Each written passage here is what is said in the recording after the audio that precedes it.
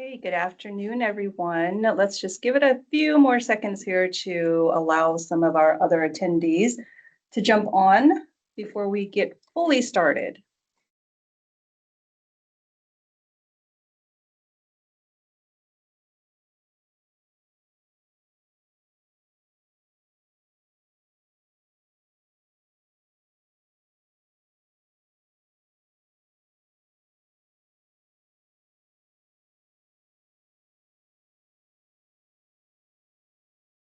We have quite a few registered attendees this afternoon, so we're looking at our numbers and everyone is still trying to log on here and join us.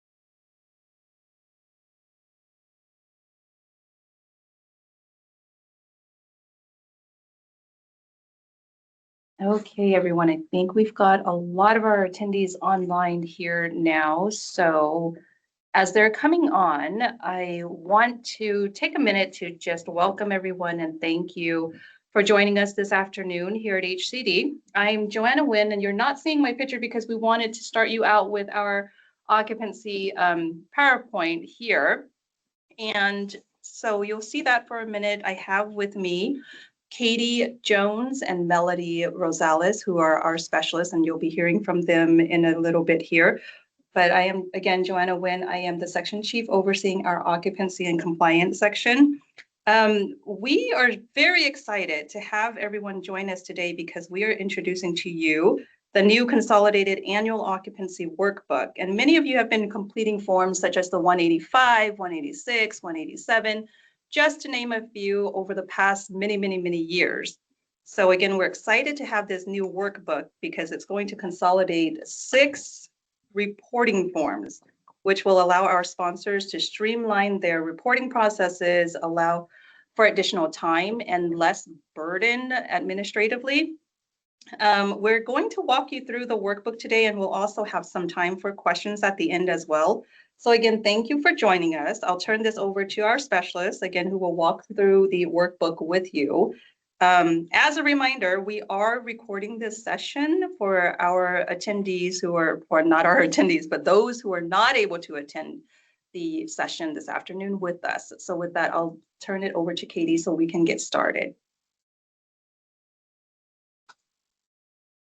Hi, everyone. Thanks again so much for coming. My name is Katie Jones. I'm a senior housing specialist here in asset management and compliance in the occupancy section. The workbook that we are presenting today, again, like Joanna said, it is a consolidated workbook, and the whole goal is to make things a lot easier for you and a lot easier for us as well on the reviewing side.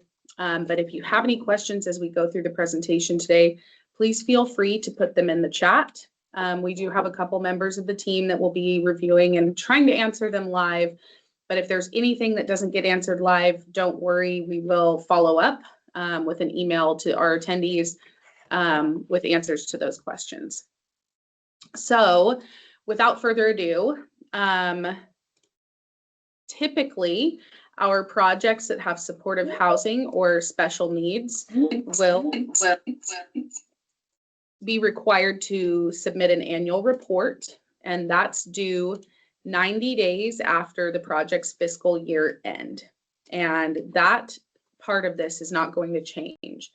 The only thing that's changing is the actual form that you complete them on.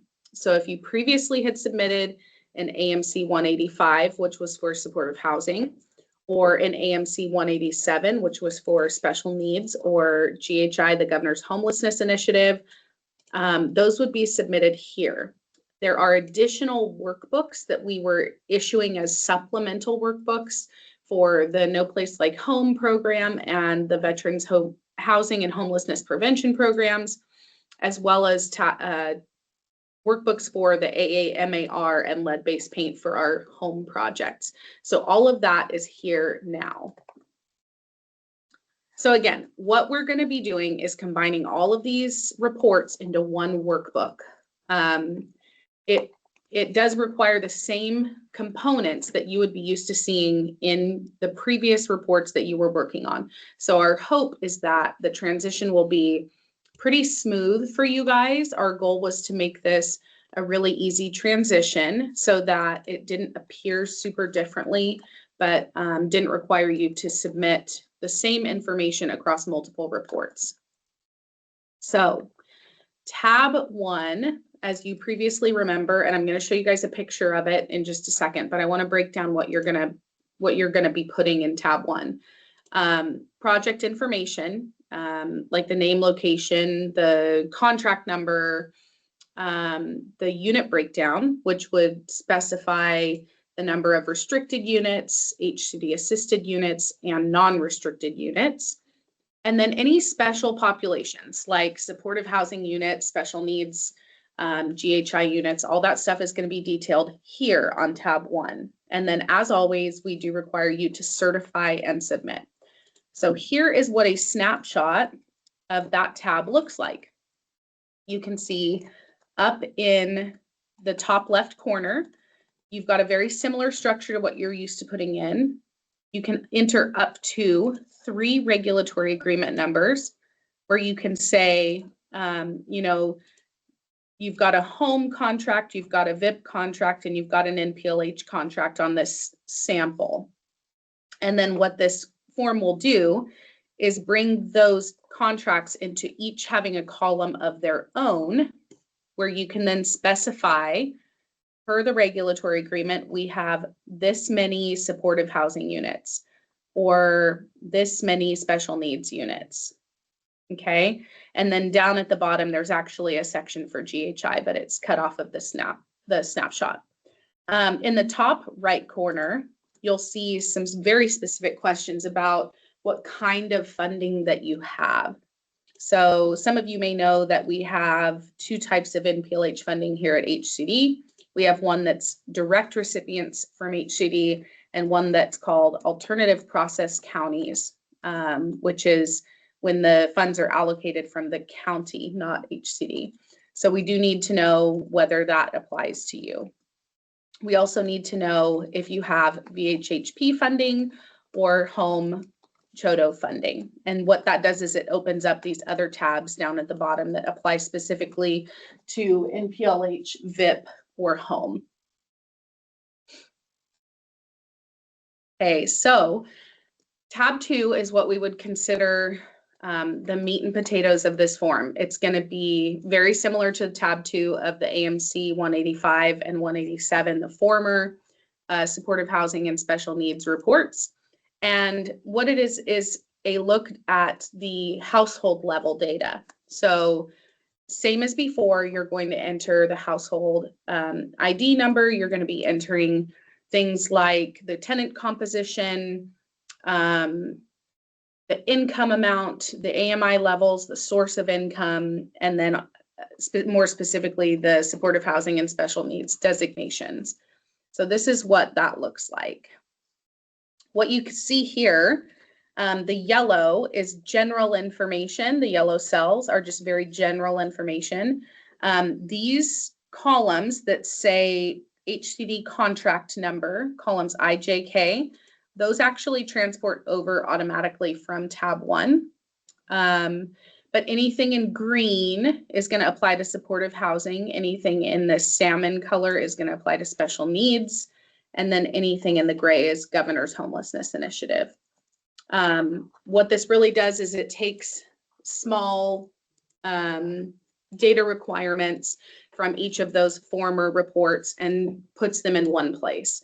So projects, if you have supportive housing and special needs on your project, or if you have special needs and GHI, this is going to save you some time because it's all going to be in one place. Okay, so tab 3, this did not change much either. This is the supportive services report tab, and it's going to document your service providers, the types of services that they provide, the frequency of the services that they provide, and contact information for those providers. This is what that form looks like. The real difference here is that we did make the lead service provider required to be in that top row. We want to see who is the provider that's kind of in charge of everything first. Previously, we had it split into 2 sections where you would list all of the providers in a top table, and then the frequency of services and type of service in a bottom table. So now we've just consolidated it.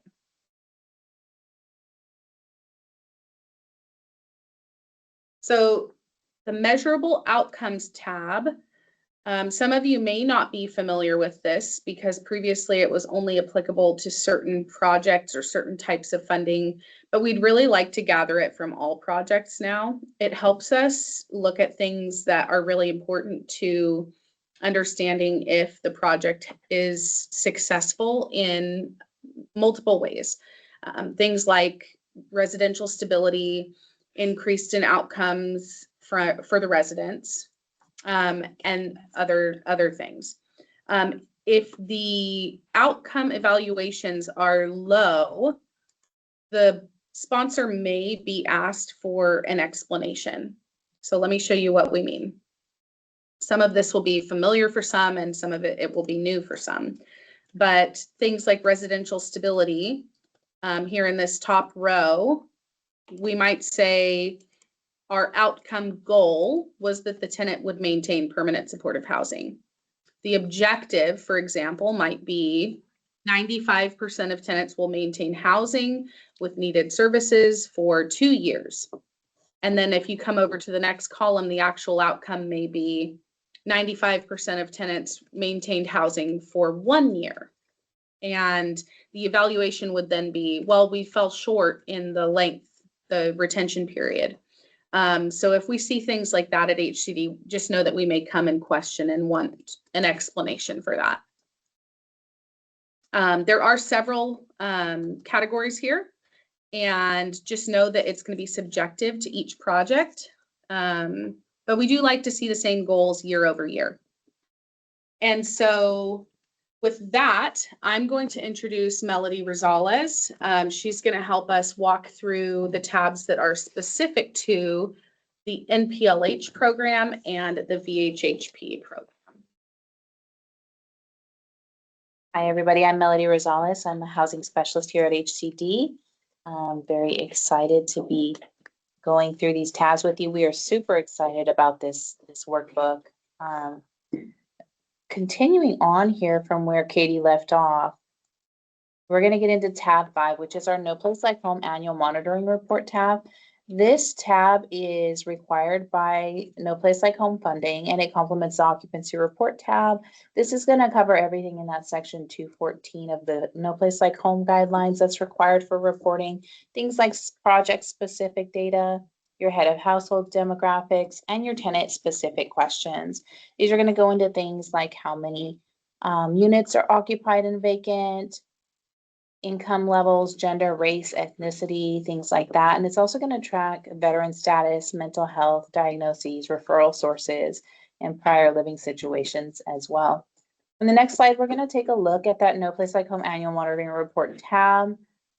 Those of you who do have No Place Like Home annual monitoring currently, who have those fundings currently, may recognize this form. It is still going to be very similar to the one you remember.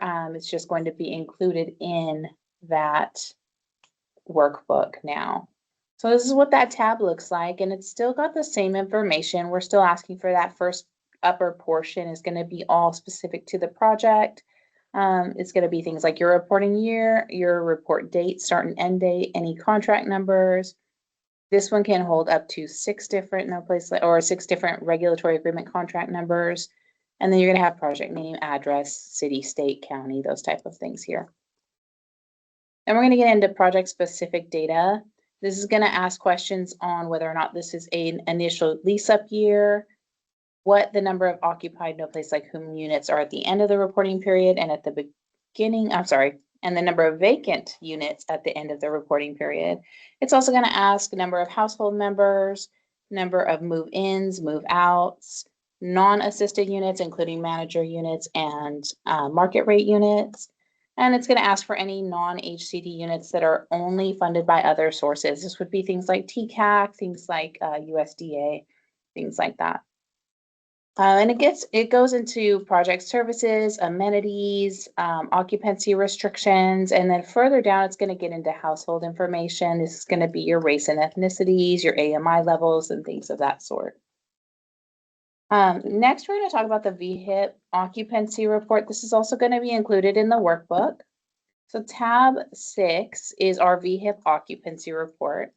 That is going to provide detailed occupancy data specific for any VHIP assisted programs or units, and it's going to ask for information on veteran status, unit level details, and program compliance to ensure that VHIP specific requirements are met. There's also going to be a tab for VHIP measurable outcomes. This is going to be your veteran housing tracking. They're going to ask questions on emergency room visits, things to compare your visits before and after housing placement to demonstrate any health improvements. It's going to have some information requested about psychiatric facility days before and after move-in to see if they've maintained stability, and criminal justice involvement to see if the arrests and jail returns before and after move-in have reduced. This is what that report looks like, the occupancy report for VHIP. It's going to have the information at the top here for the annual occupancy report measurable outcomes. Here's where you're going to find the before and after move-in for the tenant. And then below, you're going to have unit number, household information, household ID, education status, branch of service, veteran status, and those types of things. This tab is very important to make sure is fully completed for each household member accurately, because we do have to have this tab completed and approved by CalVet before we're able to approve any of your other supportive services reports as well. With that, I'm going to hand this over back to Katie to finish, you guys. Thanks. So lastly, another important tab is applicable to our federal programs.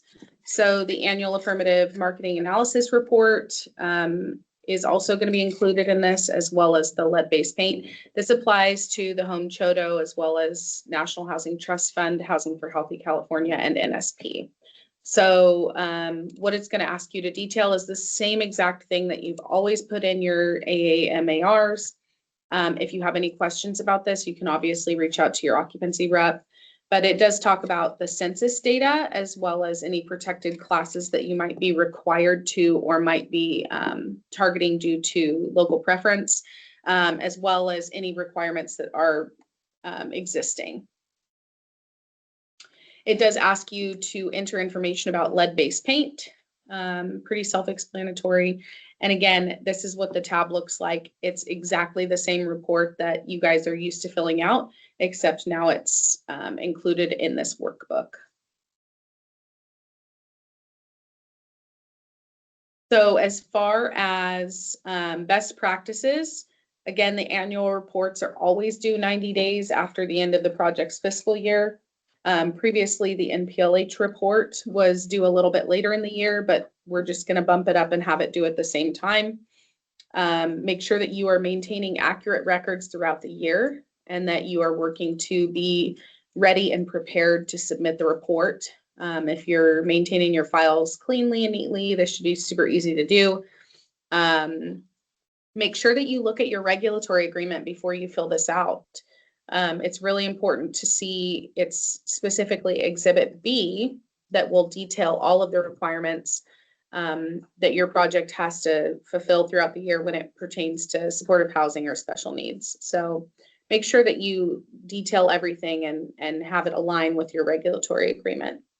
Make sure that all of your tenant information is current and accurate, and make sure that you're coordinating with your service provider or resident service coordinator to make sure that you have the most updated information.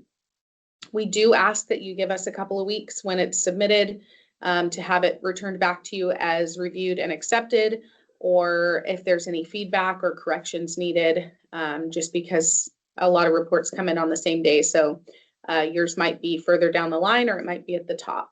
So with that, I do want to show you guys where you can find this report on the HCD website. So give me just 1 second to switch over the share screen.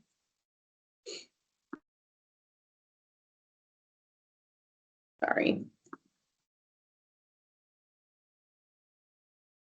So when you are trying to find this report, you will go to the HCD website, right? And then you will go down to the reporting and compliance loan programs. That's from grants and funding. Right here, you're going to go down to reporting and compliance loan programs. From there, you'll come down to annual reports, and it's going to be right here called the Consolidated Annual Occupancy Workbook. Okay. So with that, we have tried to answer a lot of your questions in the chat throughout this meeting, but if you guys have any questions that you'd like to ask, please raise your hand, and we'll do our best to answer it live.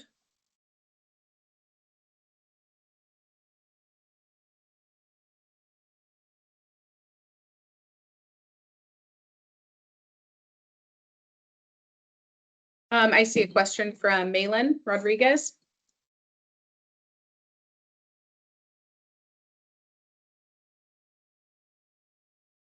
Malin, if you wanted to ask, you can go ahead and do that.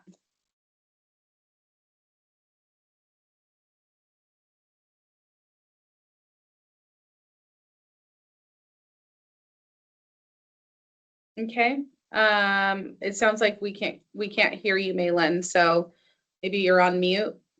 Oh, sorry. It says you cannot unmute. Let me see if I can unmute you. Okay, Malin, you should be able to speak now.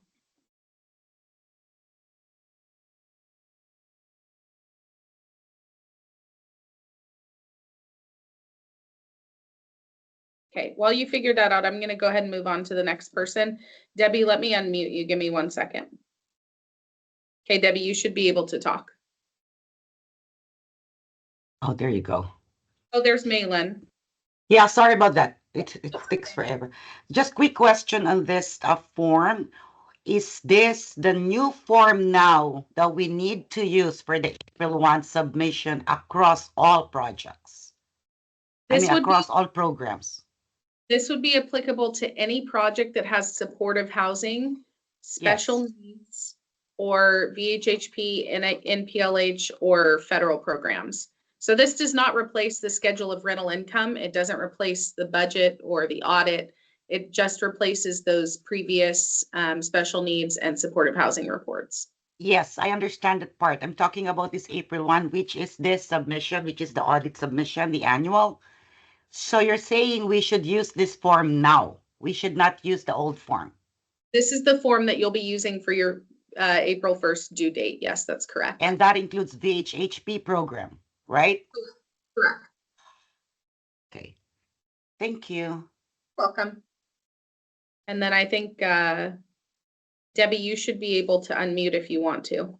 Yeah, I do. I need complete clarification because I'm still confused. And I think my partner, Jennifer Randall, has same question of confusion here. Typically, April 1st, we have the AMC 185 due. And then in August 1st, we have the No Place Like Home annual occupancy report due. This new consolidated report is replacing those two reports, and now is a time frame they're due now April 1st rather than August 1st.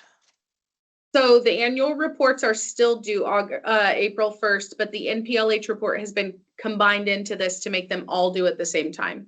So they're all due April 1st. We don't have a report due in August anymore, Correct. right? That's correct, yeah.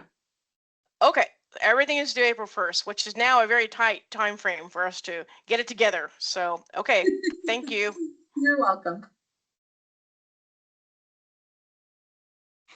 Do we have any other questions that anyone wanted to? Oh, Jennifer, go ahead. Oh, I need to unmute you. Sorry, my apologies. Go ahead, Jennifer. Can you hear me? Yeah, I can hear you.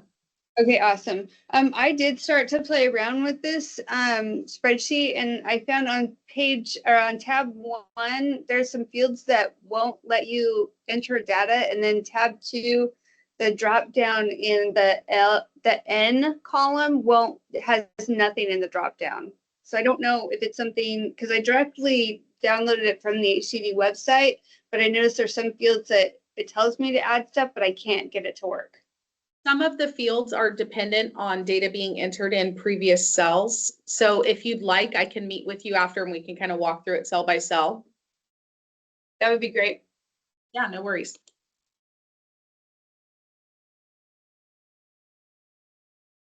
you have any other questions? John, let me unmute you. Give me 1 second. Okay, John, you should be able to unmute yourself. Yeah, I just wanted clarification again on the due date for this. I had a couple of email exchanges with some of the HCD staff, and they mentioned that there would be an announcement during the training that the deadline would be extended to April 15th. Is that That's accurate. accurate? Yes. You guys do need an extra 2 weeks to transpose it onto the new form. That's totally okay. There will be no issue with that. Okay, so the new due date is April 15th for this year. For this year, yeah, it's going to be April 1st ongoing, but for this year, you guys would have a 2-week extension. Okay, thank you. You're welcome. Anybody else? Okay, so we will follow up with you guys. We will have a copy of this presentation posted to the HCD website. And then obviously, if you have questions as you're filling it out, please feel free to reach out to your occupancy rep. You can reach out to myself, Catherine Jones. It's catherine.jones@hcd.ca.gov. Happy to help you guys in any way that we can. Hopefully this is an improvement and makes things easier. But again, I'm going to go. Oh, Maylin, did you have another question? Yes, just one last question, please. So Sure. which version is the most recent one? It's There's on a date. it's on the HCD webpage. So if you go to the grants and funding, the Yeah, but link. that I know. Yes, we get that part. But my point is, because when I went through it on your first email, it has already changed twice. That's possible that there have been updates since it was distributed via listserv. But if you guys use the HCD website, it will always be the most current version. Always. Got it. Okay, so there's the new version now that's been posted, correct? Correct. Thank you. You're welcome. Okay, so if you guys have any questions, feel free to follow up with us. Again, I just want to thank you guys for attending, and I'll pass it along to Joanna to close things out. So thank you again very much to all who joined us this afternoon. And again, we are super excited to have this workbook rolled out to you all. You hope, like Katie said, hopefully this is going to help with reducing some time, some administrative burden for you, as well as consolidating all of the reports into one workbook. And I think it was John earlier who mentioned an extended time, due date time. And yes, we were going to announce that right after as well. So we do have until April 15th. We understand that this is a new change, and we understand that typically we actually have some of our sponsors submitting the forms already, and that's okay. If you've already submitted it, that's fine. But if you haven't, and you're going to do this on this new workbook from today on out, you have until April 15th, and we're okay with that. We're going to continue to try and finish out answering all the questions that have been placed into the chat. And if we do not get to it, we will send out a follow-up with all of the questions and answers to you as well. This video recording will be posted on our website for you to review as well. I think there's someone who also asked about the PowerPoint, if that will be available. So yes, we can make that available to you as well. Okay. All right, so we don't have any other questions. Thank you so very much again for joining us, and we're very excited to have you work on this workbook, and hopefully this is going to provide some additional time for your staff as well. Thank you, everyone. Thank you. Thank you.